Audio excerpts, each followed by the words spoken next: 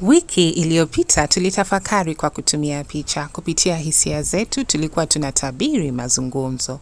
Picha yetu ya kwanza ilikuwa ile ya wasichana wawili wenye furaha kwenye mkahawa ambao wanazungumza na wana vinywaji kwenye meza yao.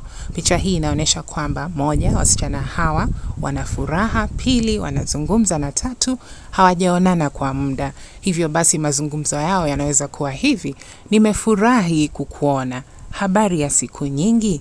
Unaendeleaje?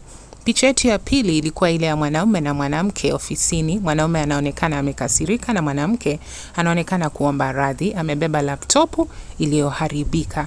Picha hii inaonyesha mwanaume amekasirika, laptopu imeharibika na mwanamke anaomba radhi. Hivyo basi mazungumzo yao yanaweza kuwa hivi: naomba radhi ama nisamehe. Picha yetu ya tatu ilikuwa ile ya mme na mke ambao wanajitayarisha kwenye chumba chao cha kulala.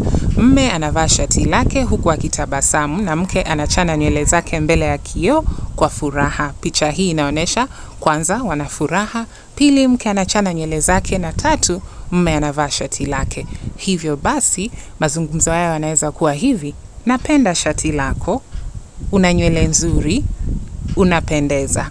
Picha yetu ya mwisho ilikuwa ile ya mwanamume na mwanamke ambao wanatembea kwa haraka kutoka kwenye jengo. Mwanamume anaangalia saa yake kuonyesha wamechelewa, na mwanamke yeye anaangalia mbele kwa makini.